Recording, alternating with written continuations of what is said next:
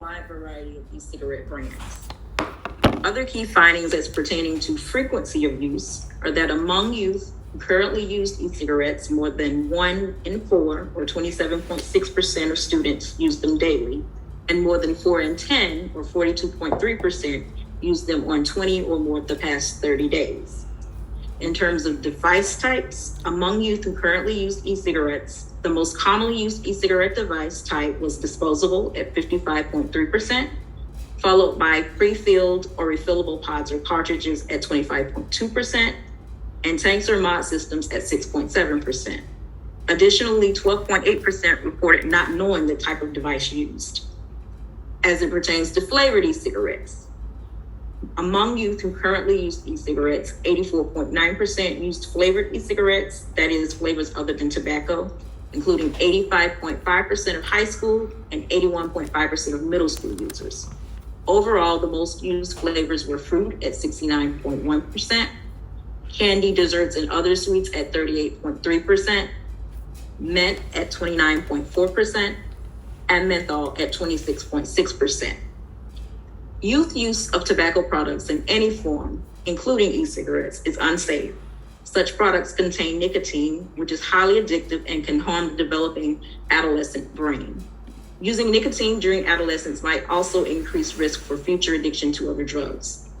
Since 2014, e-cigarettes have been the most used tobacco product among U.S. youth.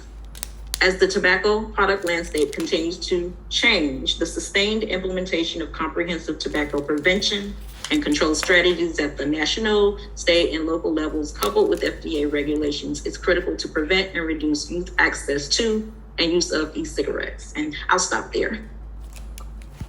Thank you very much, Dr. Cornelius. I do want to mention that this is a call for CDC awardees and partners, and this is not a media call. So if you are not a CDC awardee or direct partner that directly received information about this heads up call, I ask that you do drop off this call.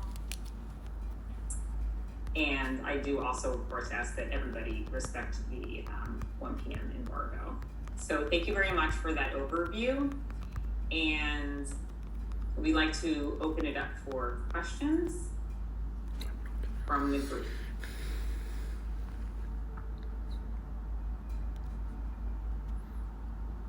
And I'll ask my colleague Beverly Shepard to let me know if I'm missing any questions, but I do see a question from Stacy Gagosian from Truth Initiative, so I'll open it up to you. Hello, and thank you. This is actually Robin Covell from Truth Initiative. We're here in a big room together. Oh, sorry. Hi, Robin. Sorry about that. Hi. My question is on flavors. Since respondents could choose menthol or mint, and they're self-identifying, it's possible that, because they don't exactly know, that some of the mint could actually be menthol and vice versa, so that the level of use of menthol could even be higher than is reported here in actual use. Just want your comments on that. I think that's a really good point and a really good comment to highlight. We all know that menthol and mint are fairly similar, and that menthol is typically marketed differently than mint, and as it pertains to cigarettes as opposed to e-cigarettes, we know that menthol has been marketed differently. Whether or not that marketing differs for e-cigarettes, I do not know. I'm sure that it is possible that as students are considering the types of flavors that are used, that I'm sure that it is possible. I don't know. We also have Linda Neff, our branch chief, as well as the other co-authors, if they wanted to weigh in on this. They, have any additions on this topic, please feel free to chime in. But yeah, it's possible. Thank you. This is Linda Neff. I will just add that we do plan to do some cognitive testing among youth on that topic.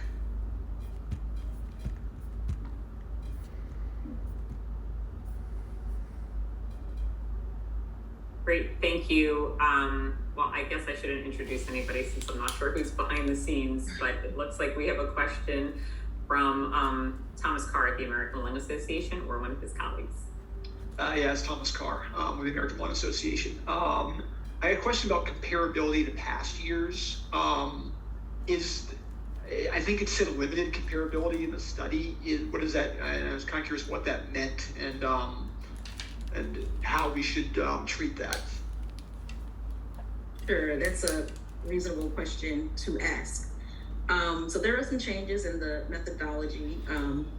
So comparing estimates from 2022 NYTS with prior surveys is limited because, there are some differences in how the survey was administered. So any differences that are observed in the estimates could be due to changes in the survey methodology, or it could be changes in actual behaviors, or it could be both. And it's difficult to parse that out. And I don't know if anybody else, many co-authors want to weigh in on this topic as well.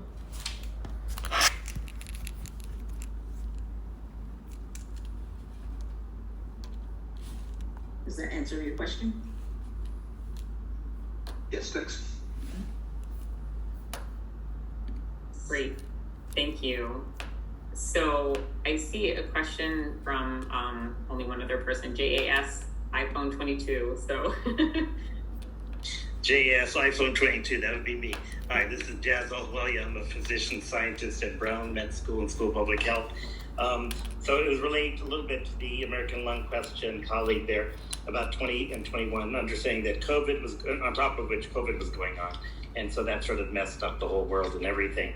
But I actually took, one could look at this. So in some sense, this report was interesting, but was flat in the sense of that it's cross-sectional. It's only giving 1 year. And life isn't about cross-sectional. Life is always longitudinal, either in past or forward. So you always have to know trends. Kids are always using something, unfortunately. That's never going to change. It's never changed in history.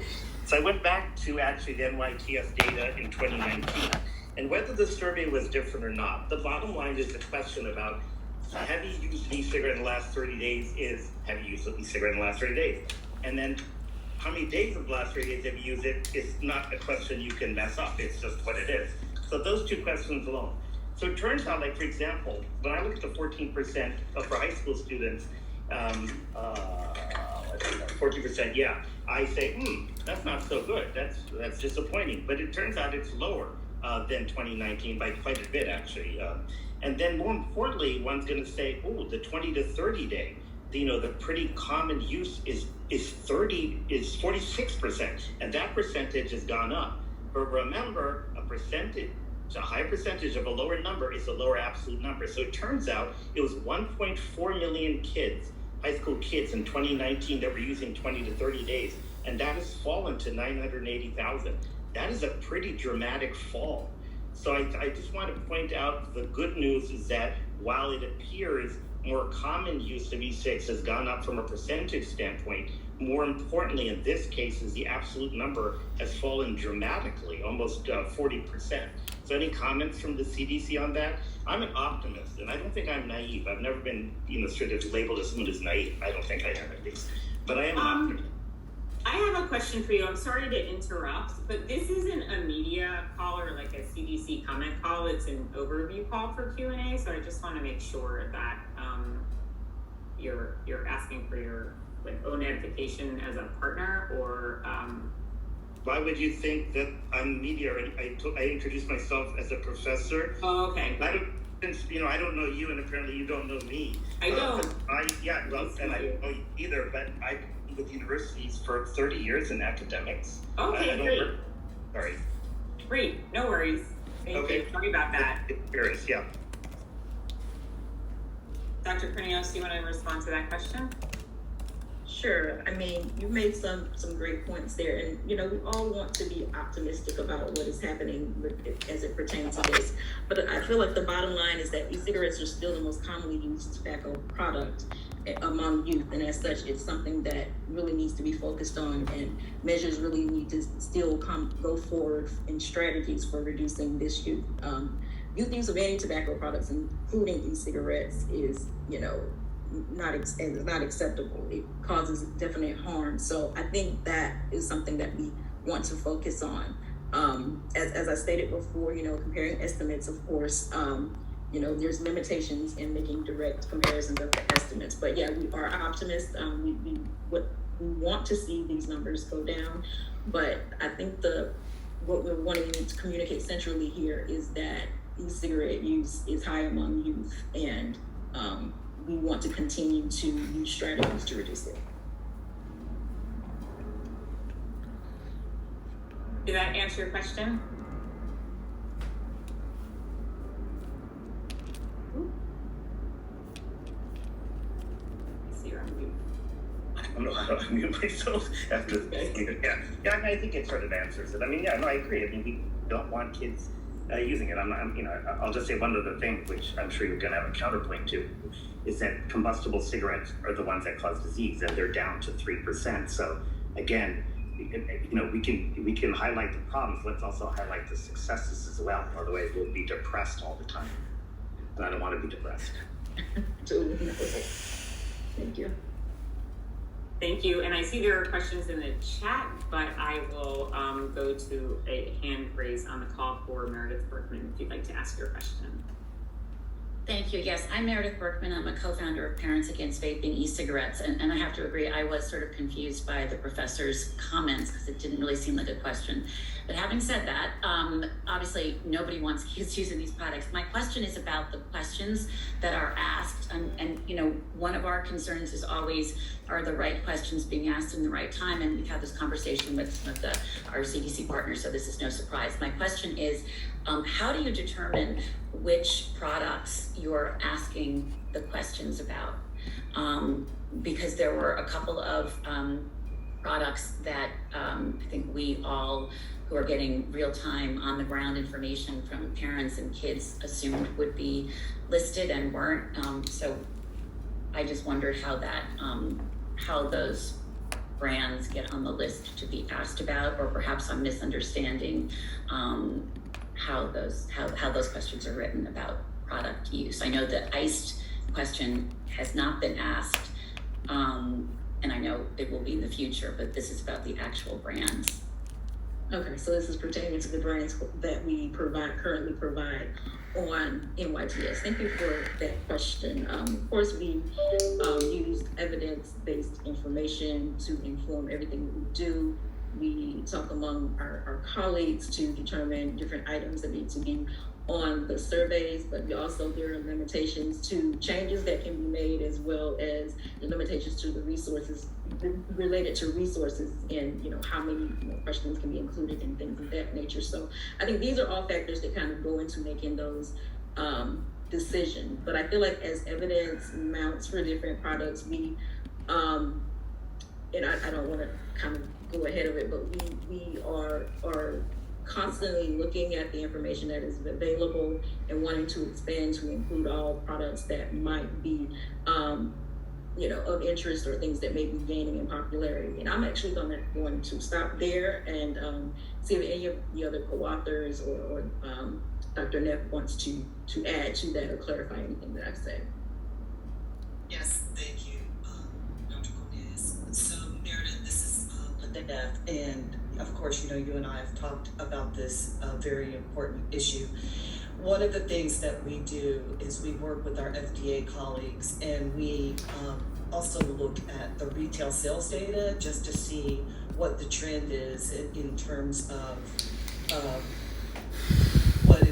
what is rising to the top of the list in terms of sales. And so we take all of that into account. Thank you. If I could, I just have one more quick question, because you have made it really clear that this data, as the same with last year's data, is not to be perceived as any kind of a trend, because the methodology is different and because of the logistical difficulties of the pandemic. And so how then do we, I won't say quantify, because we can quantify the raise over last year, but when these 2 years are meant to be on their own, and then there is a significant rise from this year over last year, how should we be messaging that or thinking about that when we know that it's not these two data sets are not comparable to what came before? here is that there are still too many kids using e-cigarettes. The epidemic is far from over and our work is far from done. We still have 2.55 million youth who are currently using e-cigarettes, and most of them, 85%, are using flavored products.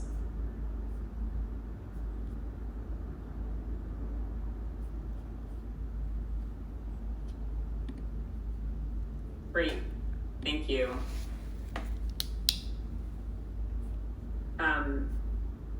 Meredith, are you all set with your questions? Yeah, the one thing I was just going to put in the chat is that, Linda, you used the word epidemic, and that's something that many of us on this call, in the way we communicate, had stopped using that term because the numbers had dropped, even though you've made it clear that it's not a trend. So, Linda, to hear you say epidemic, it just makes me wonder if that is sort of across the board, how CDC and FDA are currently referring to youth use. I think that would be helpful for those of us who don't want to message something incorrectly. I certainly know, as a parent group, we know it's an epidemic. We agree with you, but I haven't heard that word used by CDC or FDA sort of officials. I know this is not a public call, but it would be helpful to know if that's how it's being, if it's being used sort of publicly again in that way, if you don't want. We actually never stopped using it, based on the Surgeon General report and the call to action that he declared and everything.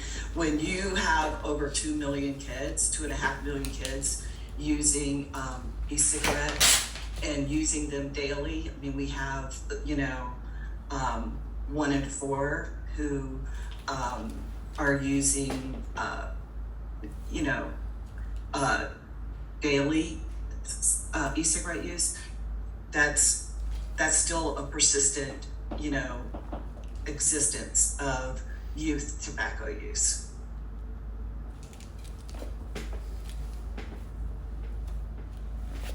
Great, thank you. Next we have a question from Fatima. Yeah, thank you. This is Fatma Ali. I am a health economist at CDC Recommendation. It's really a very simple question. I'm still not sure why we are not reporting the prevalence rate, like as a percentage for that just a specific year instead of just the absolute number.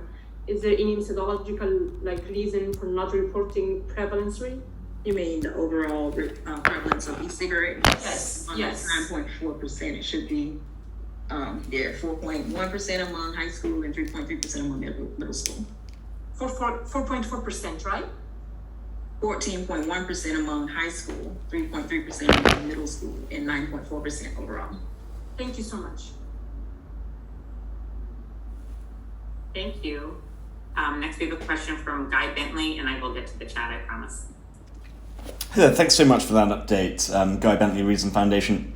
Just a quick question piggybacking on what Meredith said. If the current use rate and frequent use rate amongst youth of, I believe the frequent use rate is 3.5%, and overall high school current use is 14%. If that is, in CDC's opinion, an epidemic, what percentage of youth current vaping or frequent vaping would be defined as not being in an epidemic state? I'm sorry, can I interrupt you? Could you just repeat, Mr. or Dr. Bentley, who you're with? So I'm with the Reason Foundation. The Reason Foundation? Yeah, we're a public policy think tank. Oh, okay. This is a CDC partner call, not a more broad discussion call. Okay, but will you be willing to answer my question about what is and is not defined as an epidemic in terms of percentage of youth vaping? So if it dropped to 10%, would that no longer be an epidemic? We know that youth use of tobacco products is harmful. We don't want any youth use of e-cigarettes, cigarettes, or any tobacco products. Yeah, agreed. So there is no threshold for when this isn't an epidemic other than 0. I think we're kind of missing the point. And the point is that 2.55 million US middle and high school students are vaping, and many of them are vaping frequently. So that tells us that they're long beyond experimentation, and these cause definite harms.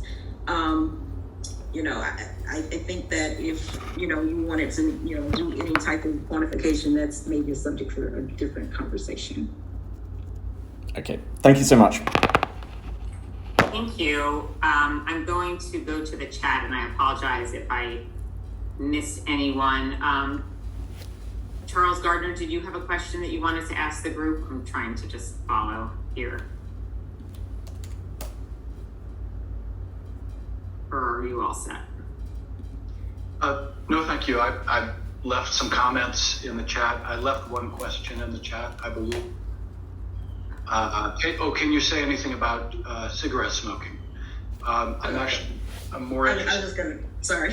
Oh, sorry. And can you also just let me know who you're with? I apologize. Well, I'm the executive director of INCO. It's a nonprofit organization. Okay. So this work addresses e-cigarettes only. So yeah. Right, but you're sitting on data for That cigarette smoking is- as well. That data is forthcoming. So at a later date, we'll be able to give Would that that be, generally, that would be out in maybe March of 2023? later in the year, later this year. This year? Oh, okay. Thank you very much. Thank you. So, Donna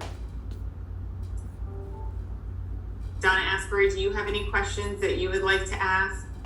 I do not, but thank you. Okay, sure. Thank you. And Dr. Ballone, do you have any questions that you would like to ask or comments that you'd like to make? I see your chat commentary. Just making sure I don't miss anybody. Thanks so much. I just wanted to add that this increase is consistent with the overall total sales data, and it's also consistent with our own Truth longitudinal and our tracking data. So this is not surprising. And despite the fact that sales data doesn't provide information about age categories, given the prevalence of both youth and young adults, we know that the significant majority portion of the sales are being driven by youth and young adults. Thanks, Dr. Ballone. I just want to also respond to this issue of the epidemic. I think in general, people would say that anything over 5% behavior or condition is considered an epidemic. So to Mr. Bentley's question, I think that's one interpretation of an epidemic. But 10% is obviously extremely high. Thank you. We have a question from Jim Martin. I'm not sure if it was answered. Did all students take the MITS in school this year versus the 2021 methodology where students took the survey in schools and at home? Dr. Cornelius, can you address that?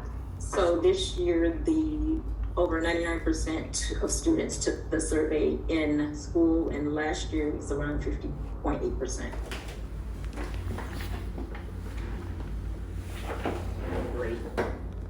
Thank you very much. Okay, so Dr. Cornelius, do you have anything else you want to add? I'd just like to thank everyone for joining the call, and hopefully we can all unite to further combat e-cigarette use. Thanks.